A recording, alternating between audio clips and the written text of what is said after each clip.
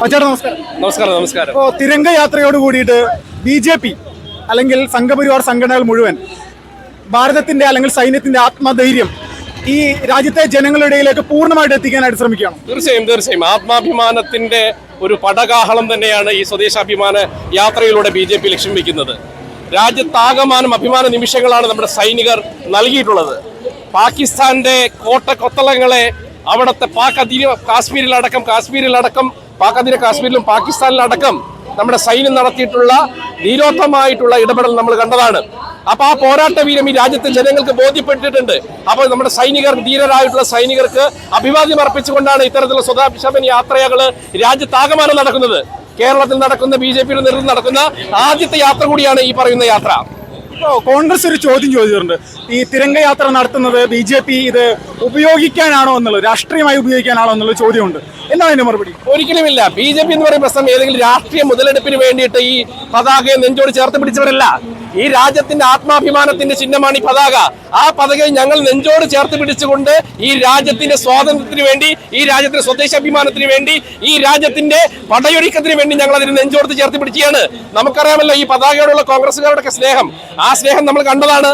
ഇന്ത്യയും പാകിസ്ഥാനും യുദ്ധം ഉണ്ടായിരുന്ന സമയത്ത് പാകിസ്ഥാൻ അനുകൂലമായിക്കൊണ്ട് ഇവിടെ വിവിധ രീതിയിലുള്ള കാര്യങ്ങൾ ചെയ്തവരാണ് കോൺഗ്രസിന്റെ നേതാക്കന്മാർ. അതുകൊണ്ട് കോൺഗ്രസ്സുകാരും തന്നെ ഞങ്ങളെ ദേശാഭിമാനം പഠിപ്പിക്കാൻ വരണ്ട. അപ്പോ കമ്മ്യൂണിസ്റ്റ് പാർട്ടി ഇപ്പോൾ കേരളത്തിൽ അവരും ഇതുപോലൊരു പരിപാടികളൊക്കെ സംഘടിപ്പിക്കണമെന്ന് പറയുന്നുണ്ടായിരുന്നു. എന്തായി അതിനെപ്പറ്റിയുള്ള കാര്യം? തീർച്ചയായും കമ്മ്യൂണിസ്റ്റുകാരായിട്ടുള്ള ചൈനയെ സ്നേഹിക്കുന്ന കമ്മ്യൂണിസ്റ്റുകാർ ഈ ദേശാഭിമാനത്തിന്റെ ഈ ത്രിവർണ്ണ പതാക അവർ അത് ഏറ്റുപിടിക്കുമെങ്കിൽ അതിന് സ്വാഗതാർഹം എന്ന് തന്നെയാണ് പറയാനുള്ളത്. പക്ഷേ അഭിമാന ബോധത്തോടു കൂടി എത്ര CPM-കാരും കമ്മ്യൂണിസ്റ്റ് പാർട്ടിയും കേരളത്തിലെ മുഖ്യമന്ത്രി അടക്കമുള്ള ആളുകൾ ഈ പതാക എടുത്തുയർത്തിക്കൊണ്ട് ഇത്തരത്തിലുള്ള യാത്ര നടത്താനുള്ള ചങ്കൂറ്റം കാണിക്കുക എന്നുള്ളത് തന്നെയാണ് ഞങ്ങൾക്ക് ചോദിക്കാനുള്ള പ്രധാനപ്പെട്ട ഒരു ചോദ്യം. ഇപ്പോൾ ഭീകരവാദികളെ സംബന്ധിച്ച് കേരളത്തിൽ അവർക്ക് വലിയ രീതിയിലുള്ള സ്വാധീനം പല ഘട്ടങ്ങളിലായിട്ടുണ്ടായിട്ടുണ്ട്. ഇപ്പൊ പാകിസ്ഥാൻ അനുകൂലിച്ചുകൊണ്ട് അവരുടെ ചില മുദ്രാവാക്യങ്ങളും, കൊച്ചിയിൽ നടക്കും ഒരു നിജാസ് എന്ന് പറയുന്ന ഒരു യുവാവിനെ മഹാരാഷ്ട്ര ATS അറസ്റ്റ് ചെയ്യുന്ന സാഹചര്യമൊക്കെ ഉണ്ടായി.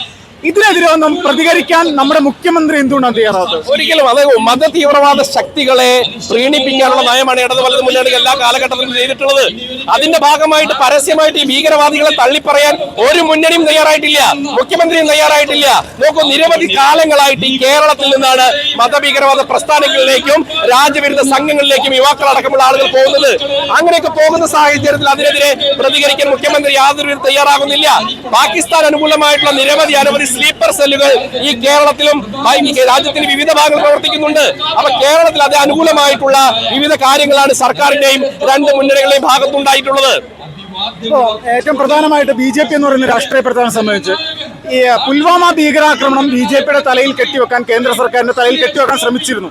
അവരുടെയൊക്കെ മുന്നിൽ ഇപ്പൊ BJP എന്ന് പറയുന്ന രാഷ്ട്രീയ പ്രസ്ഥാനം ഈ ഒരു പെഹൽഗാം വിഷയത്തോടുകൂടി, അല്ലെങ്കിൽ ഇതിന് യഥാർത്ഥ പ്രതികളെല്ലാം പിടിച്ചതും നമ്മുടെ പുൽവാമ ഭീകരാക്രമണവുമായി ബന്ധപ്പെട്ടുള്ള എല്ലാ വിഷയങ്ങളും നമ്മൾ മനസ്സിലാക്കിയതാണ്, കണ്ടതാണ്. അടിസ്ഥാനപരമായിട്ട് രാജ്യത്തെ ജനങ്ങളുടെ മുന്നിലേക്ക് ഇവിടെ കശ്മീരിൽ നടക്കുന്ന പല പ്രശ്നങ്ങളുടെ ഇടയിൽ ഗവൺമെന്റിന്റെ അനാസ്ഥയാണെന്നുള്ള രീതിയിലും ഗവൺമെന്റിന്റെ കൈയുണ്ടെന്നുള്ള രീതിയിലും പ്രചരിപ്പിച്ചിരുന്നു. അതിനൊരു തിരിച്ചടിയല്ലേ ഇപ്പോ ഈ പറയുന്ന രാജ്യത്തെ ജനങ്ങൾ മുഴുവൻ മോദിയെ സപ്പോർട്ട് ചെയ്യുന്നു? തീർച്ചയായും ഈ രാജ്യത്തിലെ മുഴുവൻ ജനങ്ങളും നരേന്ദ്രമോദിയെ സപ്പോർട്ട് ചെയ്തുകൊണ്ടിരിക്കുകയാണ്. ഇവിടുത്തെ കോൺഗ്രസ്സുകാർക്കും ഇടത് അർബൻ നക്സലുകൾ അടക്കമുള്ള രാജ്യവിരുദ്ധ ശക്തികൾ മാത്രമാണ് ഇന്നും രാജ്യത്തിനെതിരെയും നരേന്ദ്രമോദിക്കെതിരെയും സംസാരിക്കുന്നത്. രാജ്യസ്നേഹികളായിട്ടുള്ള മുഴുവൻ ആളുകളും ഈ രാജ്യത്തിൽ 140 കോടി ജനങ്ങളും നരേന്ദ്രമോദിക്ക് കീഴിൽ അണിനിരക്കുകയാണ്. കാരണം രാജ്യത്തെ എല്ലാ കാലഘട്ടത്തിലും ഭീകരവാദി ആക്രമണങ്ങളൊക്കെ ഉണ്ടാകുന്ന സമയത്ത് കൃത്യമായ നടപടികൾ എടുക്കാൻ പലപ്പോഴും പല ഗവൺമെന്റുകൾക്കും സാധിക്കാറില്ല. നരേന്ദ്രമോദി സർക്കാർ വന്നതിന് ശേഷം പത്താൻകോട്ട് ആക്രമണമായിക്കോട്ടെ, ഉറി ആക്രമണമായിക്കോട്ടെ, പെഹൽഗാം ആക്രമണമായിക്കോട്ടെ, കൃത്യമായ മറുപടി നൽകിയത് പാകിസ്ഥാന്റെ മണ്ണിൽ ചെന്നുകൊണ്ടാണ്. പാകിസ്ഥാന്റെ മണ്ണിൽ ചെന്നുകൊണ്ട് തീവ്രവാദത്തിന്റെ ഈ പറയുന്ന പൊന്നുതമ്പുരാന്മാരെ കൊന്ന് കുഴിമാടം മൂടിക്കൊണ്ടാണ് ഈ സർക്കാർ അതിനെതിരെ പ്രതികരിച്ചിട്ടുള്ളത്. പിന്നെ ഈ യഥാർത്ഥ പ്രതികളെ കണ്ടെത്തുകയല്ലേ ചെയ്തിട്ടുള്ളത്. യഥാർത്ഥ പ്രതികളായിട്ടുള്ള ആളുകളെ ഇന്ന് യഥാർത്ഥ പ്രതികളായിട്ടുള്ള ഒരാളെ വെടിവെച്ച് കൊന്നുകൊണ്ടാണ് നമ്മുടെ സൈന്യം തിരിച്ചടിച്ചുകൊണ്ട്. അതും മതഭീകരവാദികളോടും മതഭീകരവാദ പ്രസ്ഥാനങ്ങളോടും രാജ്യവിരുദ്ധ പ്രസ്ഥാനങ്ങളോടും യാതൊരു കോംപ്രമൈസിനും BJP ഈ സർക്കാരോ തയ്യാറാകില്ല. 2004-നും 2014-നും ഇടയിലുള്ള 10 വർഷം കോൺഗ്രസ് ഭരിച്ചിരുന്ന 10 വർഷം ഇവിടെ നിരവധി ഭീകരാക്രമണങ്ങൾ നടത്തിയിരുന്നു. പക്ഷെ അതിനൊന്നും തിരിച്ചടി നൽകാനായിട്ട് കോൺഗ്രസ് തയ്യാറായിരുന്നില്ല. കരഞ്ഞുകൊണ്ട് അമേരിക്കയുടെ മുന്നിലേക്ക് പോകുന്ന സാഹചര്യം കണ്ടിരുന്നു.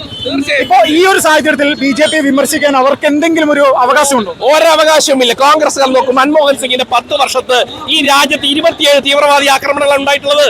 ഒരു തീവ്രവാദി ആക്രമണത്തിനും ഒരു തരത്തിലുള്ള പ്രതിഷേധവും നടത്താൻ വേണ്ടിയിട്ട് ഈ സർക്കാർ തയ്യാറായിട്ടില്ല. ആകെയുള്ള പ്രതിഷേധം എന്ന് പറഞ്ഞാൽ അമേരിക്കയോട് പോയി കെഞ്ചുകയാണ് ചെയ്യുന്നത്. ഇവിടെ അമേരിക്കയോടുള്ള കെഞ്ചുകയാണ് ചെയ്യുന്നത്. നമ്മുടെ രാജ്യം, നമ്മുടെ രാജ്യത്തിന്റെ അഭിമാനകരമായിട്ടുള്ള ആയുധങ്ങൾ ഉപയോഗിച്ചുകൊണ്ട് പാകിസ്ഥാന്റെ മണ്ണിൽ ചെന്നുകൊണ്ട് നമ്മൾ നടത്തിയിട്ടുള്ള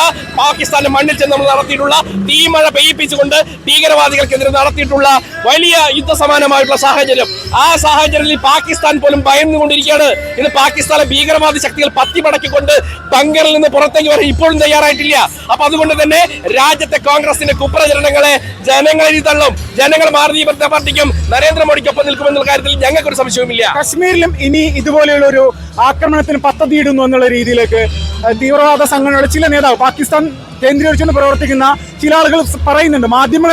പാകിസ്ഥാൻ മാധ്യമങ്ങളെ വിളിച്ചുകൊണ്ട് പറയുന്നുണ്ട്.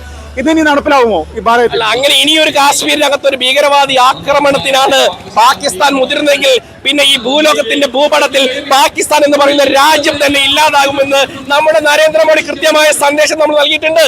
നമ്മൾ നടത്തിയ സാമ്പിൾ വെടിക്കെട്ട് കണ്ട് ഭയന്ന് വിറച്ചെങ്കിൽ നമ്മൾ യഥാർത്ഥത്തിൽ ഒരു ആക്രമണം, ഒരു 10 ദിവസത്തെ ആക്രമണം നടത്തി കഴിഞ്ഞാൽ തീരാവുന്ന കപ്പാസിറ്റിയുള്ള പാകിസ്ഥാനും പാകിസ്ഥാന്റെ ആയുധ സംവിധാനങ്ങൾക്ക് ഉള്ളൂ എന്ന് നമ്മൾ കൃത്യമായി നമുക്ക് മനസ്സിലായി. എന്താണെന്ന് മനസ്സിലായി. നമ്മുടെ പ്രതിരോധ എന്താണെന്നും നമ്മുടെ സൈന്യത്തിന്റെ ശക്തി എന്താണെന്നും നമ്മുടെ ഡ്രോണുകളുടെ ശക്തി എന്താണെന്നും കൃത്യമായിട്ട് മനസ്സിലാക്കാൻ സാധിച്ചിട്ടുണ്ട്. കോൺഗ്രസ് എന്ന് പറയുന്ന രാഷ്ട്രീയ പ്രസ്ഥാനത്തെ സംബന്ധിച്ച് അവരെ എപ്പോഴും ഇതുപോലെയുള്ള ആക്രമണങ്ങളൊക്കെ ഉണ്ടാകുന്ന സമയത്ത് BJP എന്ന് പറയുന്ന പാർട്ടിയെ വിമർശിക്കാനായിട്ട് തെരഞ്ഞെടുക്കുന്നത് BJP എപ്പോഴും ഒരു മതപരമായിട്ടുള്ള നിലപാടുകൾ സ്വീകരിക്കുന്നു എന്നുള്ളതാണ്.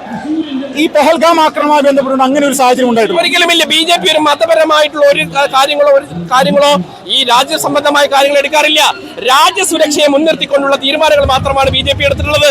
അത് കാശ്മീരിലെ ആർട്ടിക്കിൾ 370 ആയിക്കോട്ടെ, ഇപ്പൊ പാകിസ്ഥാൻ നടത്തിയുള്ള ആക്രമണങ്ങളായിക്കോട്ടെ, അതൊക്കെ രാജ്യ താല്പര്യത്തെ മാത്രം മുൻനിർത്തിക്കൊണ്ട് പാർട്ടി നടത്തിയിട്ടുള്ള വലിയ രീതിയിലുള്ള മുന്നേറ്റപരമായിട്ടുള്ള തീരുമാനമാണ്. ആ തീരുമാനത്തിന് അപ്പുറത്തേക്ക് ഇതിനകത്ത് ഈ മതമോ ജാതിയോ വർണ്ണമോ കൊണ്ടുവരേണ്ട കാര്യമില്ല.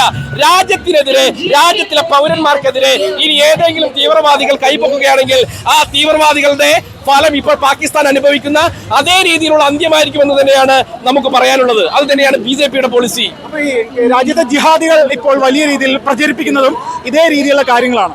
അപ്പൊ അതിനെ പ്രതിരോധിക്കാൻ BJP ഈ തിരംഗയാത്ര പോലുള്ള കാര്യങ്ങൾ അതിന്റെ ആവശ്യത്തിലാണോ നടത്തുന്നത്? തീർച്ചയായും. ഇപ്പൊ നിങ്ങൾ നോക്കൂ, ഈ കാണുന്ന ഈ തിരംഗയാത്രയ്ക്ക് അണിനിരന്നിട്ടുള്ള മുഴുവൻ ആളുകളൊന്നും BJPക്കാരല്ല. ഇതിലേക്ക് വന്ന 75% ആളുകളും എന്ന് പറയുന്നത് സ്വാഭാവികമായിട്ട് ഈ രാജ്യത്തിലെ ആത്മാഭിമാനമുള്ള ജനങ്ങളാണ്. ഈ രാജ്യത്തിലെ ഒരു തരി മണ്ണും ഈ രാജ്യത്തിലെ അവസാനത്തെ പൗരനെയും സ്വത്തിന്റെയും ജീവനും സംരക്ഷിക്കാൻ ബാധ്യതയുള്ള പ്രസ്ഥാനമാണ് BJPയും BJPയുടെ നേതൃത്വത്തിലുള്ള നരേന്ദ്രമോദി ഭരണകൂടവും. അതുകൊണ്ട് ഈ രാജ്യത്തിലെ ജനങ്ങൾക്ക് BJPയിൽ വിശ്വാസമുണ്ട്. ഈ രാജ്യത്തിലെ ജനങ്ങൾക്ക് BJPക്ക് ഒപ്പം തന്നെ നിൽക്കുന്നു, നരേന്ദ്രമോദിക്ക് ഒപ്പം നിൽക്കുന്നു.